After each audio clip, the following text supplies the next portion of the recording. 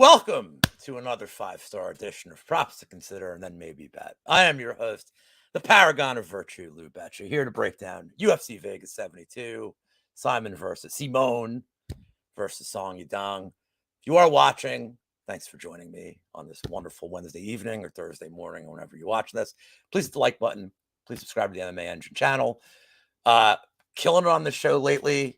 Had a great run of guests. My two guests tonight are going to be no different than my previous ones, and they are a tandem. Before I get to my guests who are the Chronic Combat Conversations pod, just want to give a quick shout out to friend of the show, the channel, and the community, Brandon, aka Propaholic. He recently lost his dog. I personally know what it's like to lose a pet. Strangely enough, and I've told stories about this on some of these shows a year and a half ago, when my cat passed away, I didn't really know Wheezy at the time. Wheezy took time out of his show to talk about, the loss of a pet. And it helped me big in like a very bad time in my life, like losing a family member, like my cat was. And strangely enough, that led us to even forming an entity. So my heart goes out to you, Propaholic, and time will hopefully heal this wound for you. So let's get on to the positives. We got a fight card this weekend. It's a little ridiculous. We've had some cancellations, but joining me are the guys that were the first show that I did as a guest when I started a little over a year ago. So I always hold this dear. I got the Guru. I got TB. They are the guys of the Chronic Combat Conversations pod. Maybe be rebranding soon. Boys, Guru, I will start with you. How you feeling about this card? It's a fight card, but it's weird. I always say I love live fights. I could watch I'll watch two bums fight over a nickel. Like, let's go. I love live fights. But this card in terms of just general UFC level, right? This is even lower than some of the other UFC Vegas fight cards they put together. So we'll listen, we'll take it. We'll take it, right? Like I said, live fights. Yeah, this is made from parts of other fight cards, it feels like. We And Tyler, how do do you get that. feel? You feel anything for this card? Are you happy? It's limping Like, its way Listen, here.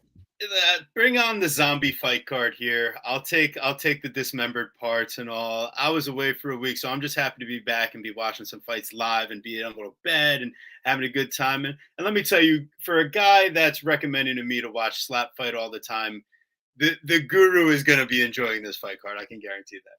I love it. And listen, speaking of watching fights live, next week, UFC 288, we're in the building. We're in the building watching live fights. Can't wait. I heard some other people that you guys know are going to be there for a meetup. I believe Propaholic will be there with the MMA with Mushroom Philly, smoking that Philly pack. You know what I'm saying? And strangely enough, you don't seem to know that I will be there. So, No, we don't. We didn't really care that much. We cared about some of the other more important. No, but seriously, dude, are we all meeting up? Like, what's up? I'll be wearing my Giants mask, so you won't even know I'm there. Yeah, we'll get together. I'm gonna be up the night before anyway. Like, my aunt lives in New York, so I'm gonna kind of do some nonsense the night before, since Hell yeah. like I can't really do it that Saturday night. Everything will be closed by the time we get out. But let's get to this fight card. If you guys are watching, please go follow Chronic Combat on Twitter. Please go follow both of my gentlemen. They have their names listed on the screen. I have it on the bottom of the scroller. But we're going to get to it. Ty, as the one who seems more with it out of the two of you today, I'm going to start with you. I'm kidding. What is the first prop to consider and then maybe bet that you have on this card? There's no order. Just say whatever you want, and we'll go from there. Got it. So because this is a prop show, we're going to take an underdog and we're going to get supremely spicy with it. I like Fernando Padilla, but when you look at all of Julian Oros's wins, they all come by knockout in the first round. So Fernando Padilla, knockout in the first round, plus 600. Let's have some fun. I like it. Guru, how do you feel about that fight? Do you have a bet on it right now? I actually love that play. I feel like Juicy J and Padilla are very stylistically similar. They're basically like the same fighter, except Padilla doesn't have the knockout history and he's younger. So that's why I like that. I went back and now I have a prop on this one too. I went back and forth with this one because I can't get past. I know this is like a popular take this week. I can't get past DeRosa getting knocked out by Bruce Leroy. Like I can't. Damn. I can't get past it in my head. Foot to the face. What I'm worried about is that Padilla hasn't fought in 2 years. I'm a little worried about his cardio, but he's pretty durable and he's got 15 minutes to land like at worst, he's got 15 minutes to land a shot. But you guys brought up the most important point here. I think it's other than the Arce fight, when Erosa gets bonked, it's immediate. Like it's before he gets going. I think if this thing gets out of the first round, Erosa probably wins the decision, which by the way is plus 330. It's not a horrible. If anybody's watched any of my stuff this year, I've had a real problem. I don't like betting against guys that haven't been finished, even if they're taking a big step up.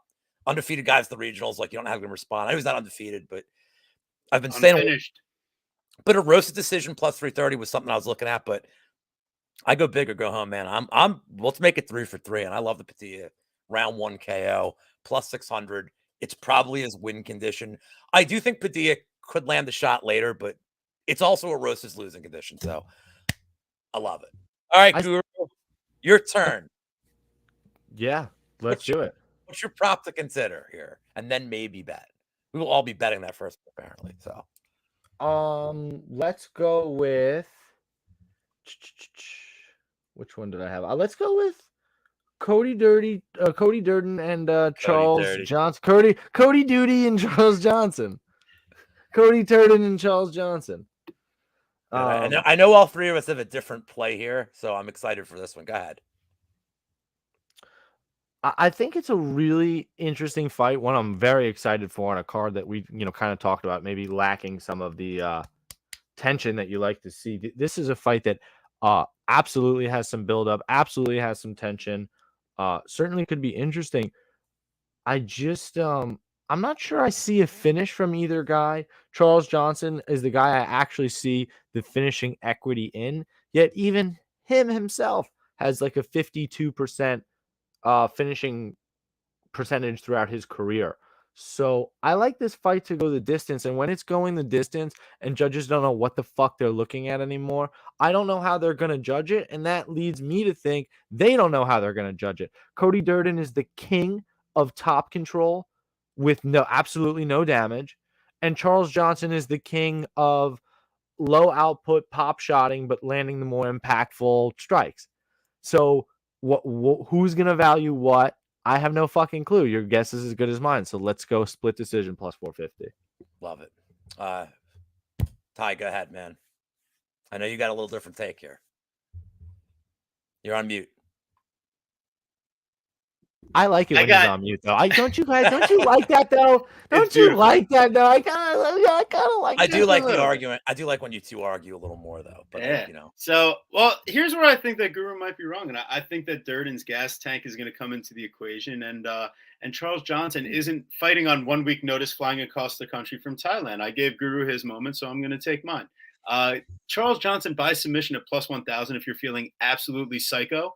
And if you are feeling just a little spice, you can do a little Charles Johnson inside the distance at plus 240. I think I'll be taking a little splash on each. All right. Well, I raise a little bit here. I'm going to play the draw at plus 5,000. Oh. And I'll tell you why. So I don't see it. This is not just a draw, by the way. This is draw bags. I do have another Yambag fight later. So they hate each other. It's Switch versus Southpaw, I believe, or Switch versus other. It's stances are open. So at the Yambag Institute that Weezy and I are the deans of, we do like to look for people with open stances. Now, I know that might not come into play here if this fight is fought in the grappling realm. But if I think there's going to be a Yambag shot, it's probably going to be on the Durden side because he just kind of looks like a dude that loves kicking dudes in the sack. And I think Durden's probably going to win. I almost went with the split decision, Guru. I thought about it because I think that Durden probably wins the first round at a high clip.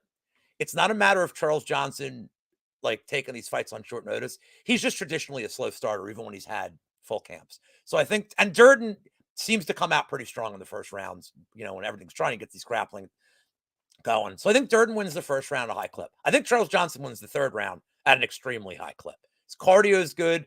Against Ode Osborne, he was tired. Let's be honest. Ode Osborne is like a million times better than Durden. He's a better athlete. He's a better fighter. He was also getting his second chance in the UFC. There was desperation. Like, Ode Osborne fought an excellent fight against Charles Johnson. Like, an excellent fight. I had bet Charles Johnson in that. I was on the wrong end of it. Johnson looked tired in the third round, so that's something we usually say. He won't here. He's had a good camp from everything I've read. So I think Johnson wins the third round at a high clip. So who wins the second round? Well, whoever wins the second round, I'm hoping they get a yam bag penalty against them. And we just get a 9-9 in the second round. I think the draw is super live here because I think there's going to be a penalty. So I like the split decision. And I like the Johnson. You mentioned like Johnson sub. I think the round 3 is live if Durden's tired. But I'm going with the draw here, man. I'm just my biggest prop right off the jump. Plus 5,000. Playing the draw in that fight. But I'll probably back it up with the split. I do like the split. I mean, why not play? But dude, I'm gonna go a step further though. I'm gonna take your game and now go meta from that. Are you ready for that? It's a draw. Why? Because have you watched Charles Johnson fight the Zaglas Zumagulov, or even the last fight where he's literally waiting because the dude gets kicked in the dick. Point deduction plus 2,000. That's a yam bag shot, dude. Let's go. It's the yam draw. I'm playing both. I'm playing the draw bags. I'm playing the draw bags. You're playing them both. Yeah. Of course you got to play them both. Yeah, Let's draw go. bags. By the way, a ball shot into a submission is the yam mission. The yam mission. And then the yam bags KO is the YKO out of nowhere, like Randy Orton. The YKO. We've had the name. The community has helped me name all these things. I love it. I absolutely love both of those. All right, well, we've covered 2 fights. Let me move on to another one. And now I think we're gonna have different fights going forward here. I'll save that one for. All right, let me go to Caio Baralho round 2 submission plus 650. Has he disappointed me before? Yes. Has he disappointed a lot of people that have bet him to win by finish? Yes. But there's the kind of matchup where Olajaychuk, after round 1, always been tired. I think Baralho can get a takedown in the first minute of this fight. But I think that's when Olajaychuk at least is going to be fresh. He's going to be fighting off his back. He's going to have energy. I think Caio's going to tire him out. There's no way that Caio hasn't been hearing about like his lack of finishing. Like, people are getting pissed. It's like he's boring. And there's only so many times. Like, Caio Baralho, for all his talent, is on the main card of this card. Like, if he was the exciting guy that these guys like, he's on the pay-per-view next week. He's not. He's like the fourth, he's the co-main event on a, let's just say questionable fight card. So I think he needs a statement here. I think it takes him a little bit, but round 2's plus 650 for the submission. And I can't say I love it, but on a card like this, man, there are just fights I wanted to avoid. So that's what I went with. How do you guys feel about that fight as a whole? Do you like it in a distance? Do you like it? I mean, are you making an argument for Olajaychuk at all, or no? I feel like if Caio is too happy to play from distance, then yeah, he'll have a little bit of trouble maybe with Olajaychuk's body work and striking. But overall, I just think Caio Baralho by sub at plus 165, and then your round 2 is a great idea once Olajaychuk slows down a little bit.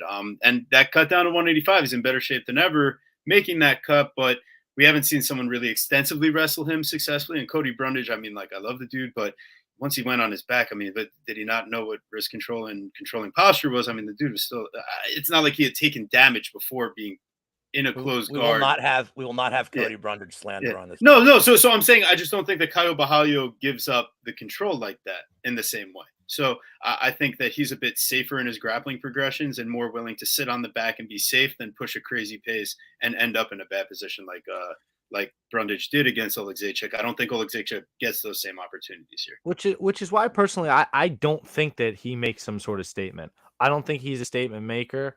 I think it's a shitty card for a reason, and because of that, he wins another decision. Yet he's won 3 UFC fights by decision. Yet they're somehow super hip to his submission prop. Like I don't even understand why when, Olajaychuk hasn't even been submitted super recently. So I actually like Bahail by decision at plus 250.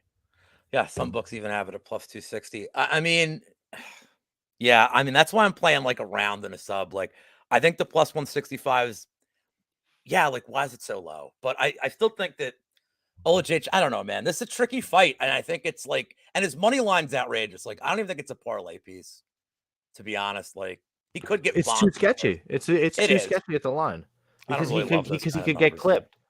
So, all right, Guru, you're up. What's the next prop to consider? And then maybe bet that you have on the board. Which one did we play? I don't remember what we played I already. have you listed for either the DeLima fight or the Egger fight. Let's do the DeLima fight.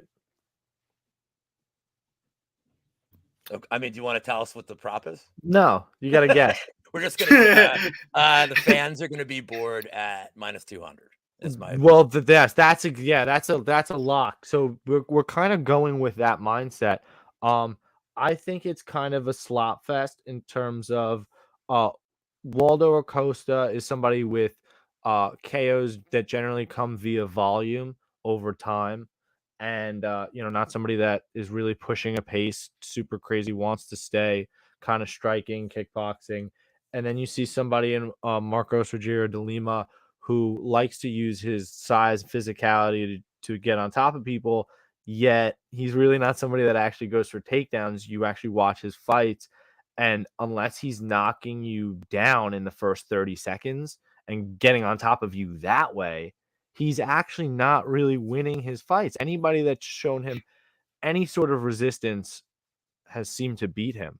So I actually think that Costa, as the younger fighter, the taller fighter, and the fighter with a 5-inch reach advantage, is gonna give DeLima that resistance he's not used to. So I kind of think he Blagoy-Ivanovs the situation. Maybe drops round 1 and comes back to in round 2 and 3 to win a decision. So fight goes the distance at plus 160.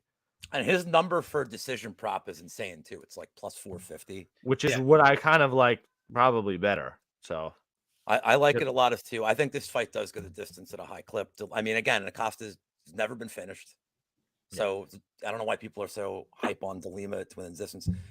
TB, what do you think of that fight? Do you have any action on it, or are you just like, no? I'm that was where we had a good agreement. I think I was actually playing DeLima at minus 150. I cashed out my bet for even money.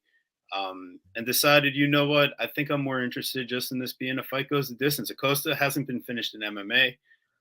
He has been finished in boxing, but you have to be a bit more technical in that regard. I think his size kind of helps him a bit in MMA more, and a bigger cage to move around and overall. And like Guru said, DeLima, it's not like he's going to submit you if he gets on top of you, unless you're Andre Arlovsky.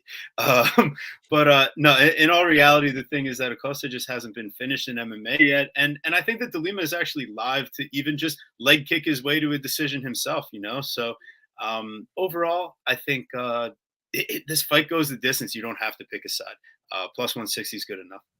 All right, I will not be betting that fight. So we each have one prop left, I believe. TB, I guess you, by virtue of Guru picking that one, you get Egger and the Dancing Queen. Yes, young and sweet. So we have she's only 37. Yeah, that's it. Russian Ronda, like, what the fuck is she doing in the UFC? I think Egger has equity to finish this fight. Whichever way, I would try to pick knockout or submission, but I've seen her be successful in both regards, and I don't think I need to pick one. We're still getting plus money on a minus 300 favorite to finish inside the distance against someone that, even in a fight she's dominating, finds a way to get put in like a standing rear naked choke by a fighter that's like 10 inches smaller than her with like 5 seconds left in the fight. Very embarrassing, and I think that happens a lot sooner with Egger. We're looking at armbar city or ground and pound smash. So give me Egger by finish plus 140. Judo black belt versus judo specialist, right? Yeah, I looked at this one and I was debating doing this round 1 KO, like for a ground and pound. I think it was like plus 1600 when it opened, and then it went down. I'm like, I look like a flyer. I don't know. I don't know what I'm going to do with this fight. I think the under is an interesting look, personally. It does give you a little bit of equity here. But Guru, are you betting that fight at all? I will say that since I watched your show, I should say, in this economy, That's funny. Yeah, in this economy, at the that's a end good of one. the day, can you Yeah. bet this number? Yeah, it's certainly interesting because like I said, we're all kind of leaning fight doesn't go the distance. I do like the Egger by finish prop. I like the Egger round 1 or 2. I think that's probably where she gets the finish if she gets the finish. But when you see women's um women's featherweight fights, right? Oh, strawweight fights. Bantamweight. What fucking weight class? Who cares? You'll When find you see, yourself eventually. it doesn't matter. When you see women's bantamweight fights, when you see women's fights in general, like, are you really expecting the fight to go the distance prop at minus 125 to go? Like, that is still kind of crazy for a women's fight. That you're thinking that, like, whatever it is, 50-50 flip, it goes the distance or not. It's just kind of an interesting thought. Because I think you end up paying a premium here because it's the narrative, and that may still be true, but they're certainly hip to it. If there's one thing I think everybody in the community has learned, it's don't bet women's MMA like minus 250 and above. It's not a plus EV move. All There's right, like no props on half the fights. It's so tough, Well, I have one prop left, and then we will get to the main event, and I'm going to flip our scroll temporarily for this last one. I've seen a lot of people in the community, Clint, who was kissing Cody Rundage's ass to follow him again. Then he bet against him again. Wheezy, Brady, Monk, everybody picking the black belt hunter, Rodolfo Vieira. The whole community's picking Vieira. I don't have a flag. I'm planting my Fabergé egg. I'll be the first. Friend of the channel, friend of Lou Betya's, Cody, by God, Brundage, round 2, 10-1 odds. And then just to make it a little sweeter, Cody, if you're listening, if you could help me out here, round 3 submissions plus 5,000. I wouldn't hate you. Every time I've bet a round on Cody, he just wins in like the other round. So he's probably going to win in round 1 now that I picked round 2. But I feel like he's going to have his striking is better than people are giving him credit for. Am I biased? Probably. Fine. But I think his striking is good. I think his cardio is better. And if he gets out of the first round, and Vieira's like 27% takedowns. I realize a lot of this is against Curtis. Like, you have to weigh that into his percentage. Cody minds his P's and Q's in the first round. I think he's going to be the fresher fighter in the second. I think his striking has improved. I think his grappling is good enough to stay out of trouble. I mean, he made a mistake against Olajaychuk. He did take him down 3 times. Like, he's got the skills to make an impact in this fight. I do think that he can outlast him when the second round starts. He will get him out of there. If he does this submission, I think it's plus 2,800. But I'm just going to say Cody round 2 because I picked him by submission against Gore and he knocked him out.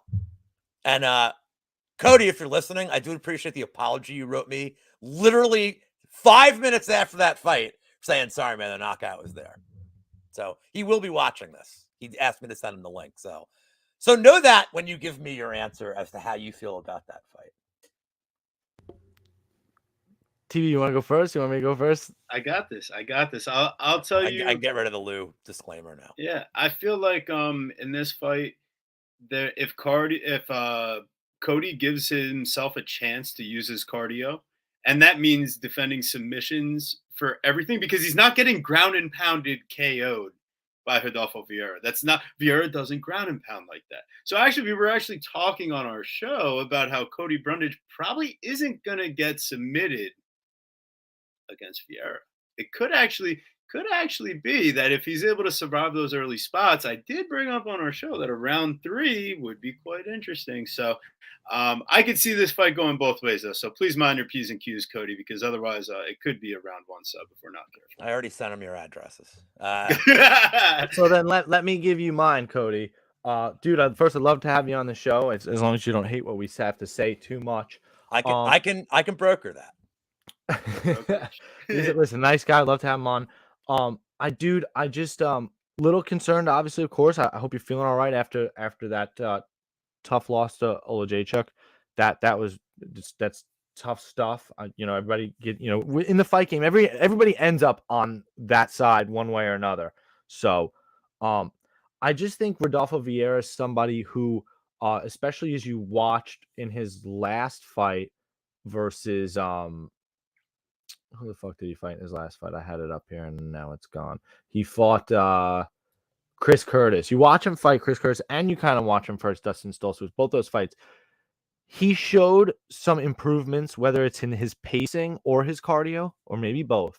He's shown improvements. He shoots 20 takedowns versus Chris Curtis and is able to go the distance. Chris Curtis, a guy that knocked out Joaquin Buckley. Dustin Stoltzfus, again, he continues to apply the pressure to Dustin, and maybe Dustin expects him to fade, and he doesn't.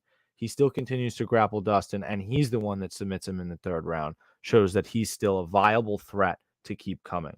I don't know why Rodolfo Vieira pulled out of their fight in November. Maybe Cody has better info on that. It was an undisclosed reason. Nothing else I've seen about it, and I'm curious to see how healthy he is. I want to see Rodolfo Vieira make weight. He's been somebody that hasn't necessarily made weight. With all that being said, I'm just not sure after we watched Cody make mistakes in the grappling versus Nick Maximov, getting controlled by Nick Maximov for nearly 10 minutes. Vieira is somebody I think who could control him on the mat. And like I said, and like TB said, I don't necessarily see him submitting him. I had made the joke that he's a black belt hunter. I believe you're only a blue belt, right? So maybe you're not getting submitted here because he's only hunting for black belts. So that should work in your favor. I like the price on Rodolfo Vieira by decision plus 500. Cody by decision is plus 650, so I don't mind that either. But Cody, I would get after him, bro. I would love to see you take him out, bro. Should mention that he took the fight with Maximov on like 3 days' notice as well. That's fair. Bring that up. But all right, enough ass kissing for me. Let's get to the main event. We got Song Yadong. We got Ricky Simone. I think this is a great fight. I will start with you, Guru. Who do you like, and what angle? What fighter and method do you like here? Wow, that's super interesting. First off, the fight's fucking an absolute banger of a fight. Can't believe salvaging this card. I do, right? And I love that it's actually 5 rounds too, because these are the guys that really do deserve to display their skill set for 5 rounds. And I maybe it's square, but I do think inevitably they do end up displaying their skill sets for 5 rounds. Or if there is a finish, it's certainly not till championship rounds. So I like looking at the over. TB hit an unbelievable over on Bet365, minus 150 over 2.5. Kind of stole his play there. I love that. That line's way gone. Yeah, no, I think it's still there at the moment on Bet365. But really, I do, right. do love that. If you guys like that, so in terms of the fight, though, I do feel that Song Yadong may leave himself a little too open in terms of just being too willing to box and looking to counter. And I've always felt like as long as you can mix in the other martial arts well enough, that wrestling is by far the best martial art to just continue to rely upon. It was one of the reasons why I was so confident, and I know it's a random thought, but it's why I was so confident in Islam Makhachev over Charles Oliveira when that line was really close. I'm like, it's the wrestling over the jiu-jitsu. It just is. And I just think Ricky Simone, as long as he avoids getting absolutely punished, knocked out Uriah Faber style by a counter or something, he really should be just fine enough to win like a 48-47, 49-46 type decision. And that is the way that I see it going. All right, TB, what about you for the main event? I totally stole TB's thunder on his prop, by the way. Yeah, it's fine. But Ricky You're a little low, Simone- buddy. Okay. It's still pretty low because I haven't touched anything the whole time. I can hear it. It's all right. Yeah, perfect. So Ricky Simone by decision at plus 215. I think Song Yadong is incredibly difficult to finish. He's never been submitted in his career. He's got great wrestling defense. I just don't think it's good enough to keep Simone from getting in on his hips in the first place. He doesn't intelligently use his movement to avoid the takedown attempts. He uses his athleticism to defend the takedown attempts with sprawls. I don't think against a chainless wrestler like Simone that's going to be enough to conserve his own gas tank in these get-ups. And that Simone he's going to be going for the finish. He'll try for submissions, but I just think Yadong's not going to be willing to tap out. So unless Simone's putting him out cold, I don't see a finish here. And I don't predict that to happen. So I think Simone decision plus 215. But yeah, that over 2.5 and minus 150, I already threw a couple of units down on. Yeah, let's make it 3 for 3 on the main event. I am also on the Simone side. I will say I have gamblers, like, there's something fucking with my head right now where I liked them last week. And every time I like somebody and it gets a rescheduled fight, I'm like, man, I'm not going to get the same number. And now I'm getting a better number. And that makes me nervous when I see that. It's like, but the fact of the matter is I went back and forth this a little bit, but ultimately I decided that I like Simone. And here's the big reason why. Forget about the Marlon Moraes fight. He's not worried about takedowns there. Forget about the Arce fight. He's not worried about takedowns there. Everybody else he fought took him down. Casey Kenny got him once. Kyler Phillips got him 3 times. Kyler Phillips, who's a decent wrestler, is not great on the ground. He's okay, except for the round 3 submission prop. He got him. Got me at plus 3,500. Never forget Kyler. Vera took him down twice. Cody Stamen in a fight that I, thought he lost. It was a draw. Took him down 5 times. So if these guys are having that much success against him, I do think Ricky Simone's going to have incredible grappling success. I think his striking now has only improved where he does have the threat of it to get inside. He's not just going to be spamming takedowns. I think every time Simone gets him down and around, I don't see Yadong getting up. I think Simone's so good on the ground. I think his grappling has improved so much that I think as long as he gets a takedown the first minute or 2 of a round, it's probably how it's going to end. And I just think he's going to steal rounds. He's going to steal minutes. I'll say this. This thing hits the 5th round. Song Yadong's totally live for a KO in the 5th. Like, I will be nervous because I think he's going to be live every second of this fight that it's on the feet. I hope Simone does not, we've seen this so many times. When you have success in the feet like you did against Shore, I hope he's not like, oh, cool, I can just, I'm the best boxer on the planet. And, don't go away from what got you this far. So I hope Curtis he doesn't. Blades fall in love with your hands type shit.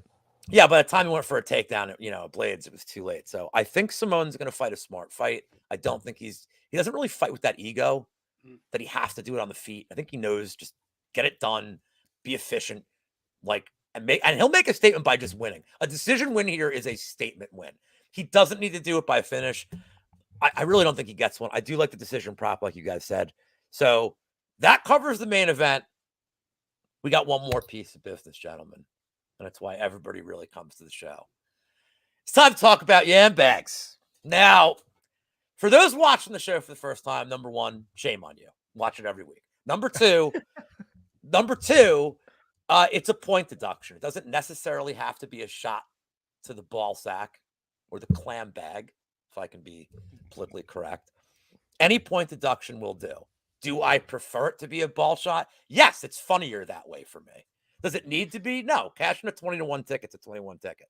You can find these bets on DraftKings Sportsbook. And most recently, BetMGM had added it. I'm taking full credit for BetMGM adding it, even though I had nothing to do with it. But also, it was completely me. TB, let's start with you. What is your yam bags? And just so you guys know, I have 3 written down. So no matter what you two say, I will have a unique one no matter what you guys say. My God. Yeah. So I feel I am a scientist. that he can't argue with results, honestly. So ultimately, my play comes down to we already talked about the one that I think we would all agree on earlier in the show. But I'm going to bring something a little fresco here. I'm going to take the the Budai versus Collier fight. I think we're gonna get a big boy knee to the dick in the clinch from Budai on Collier, or Collier is gonna be like we already saw, the fight with against Barnett. Barnett. We already saw how that fight ended with Barnett. So I just feel like Budai is he's liable to just gas you out by sitting on you in the clinch, and he's just going to do something stupid with one of those knees, and he could do it multiple times, or hold on to the fence as he's like trying to hold on. So plus, there's a lot of meme value in this. Yes, fight. big time. So, all right, Guru, what do you got for your Yam Bag special? Fuck, man, there's so many to choose from. I know, it's awesome. Let's go with. By the way, when you guys started doing this like years ago, did you ever think it would build up to like, I'm really glad I get to call a ball shot on a YouTube show? No, I didn't. Exactly what we dreamed of. Let's go with. Fuck. Let's go with Johnson and Durden. All right. I already think there's a split decision there. I already think it's kind of going for a long time. And like I said earlier on the show, you watch Charles Johnson fight Damir Ismagulov, not Damir Ismagulov, Zalmagulov. I'm just getting the Gulovs all together.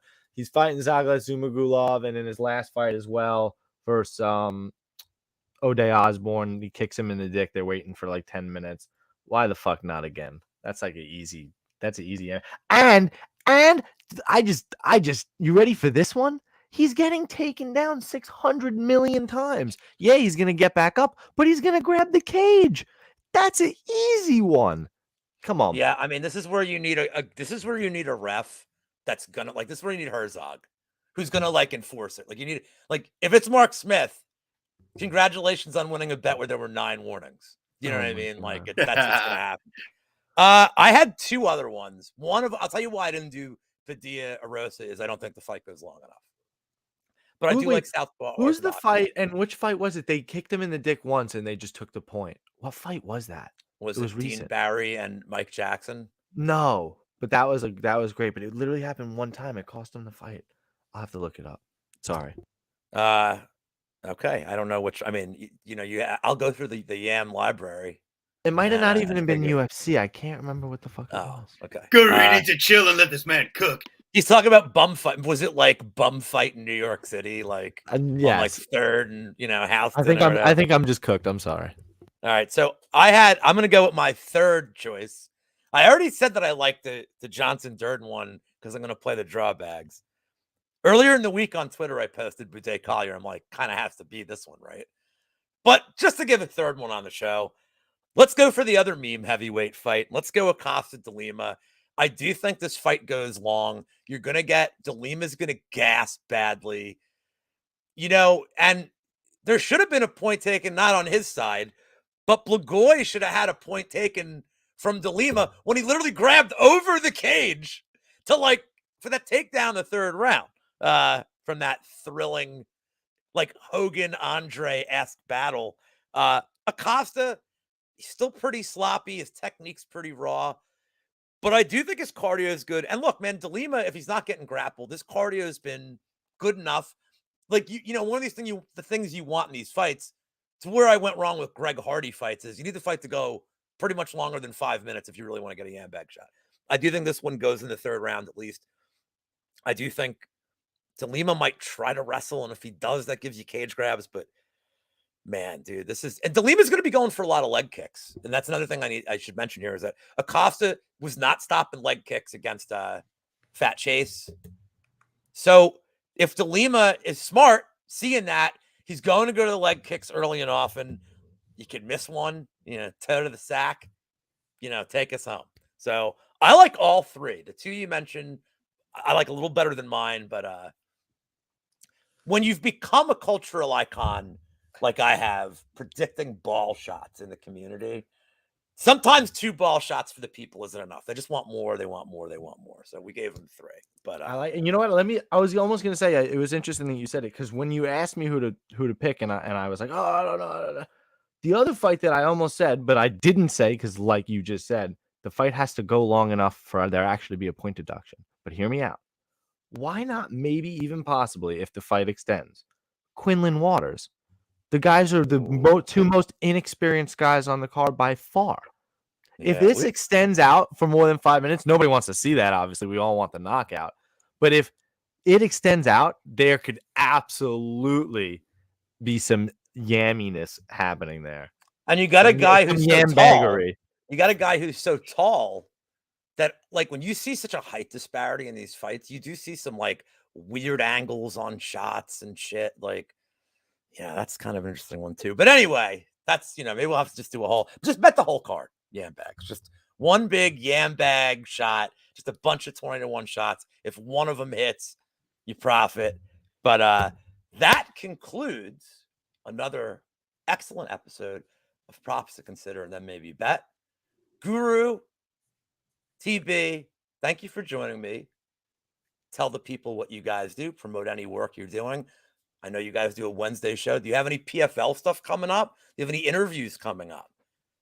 Do you have any fun guests coming up you'd like to tell us about?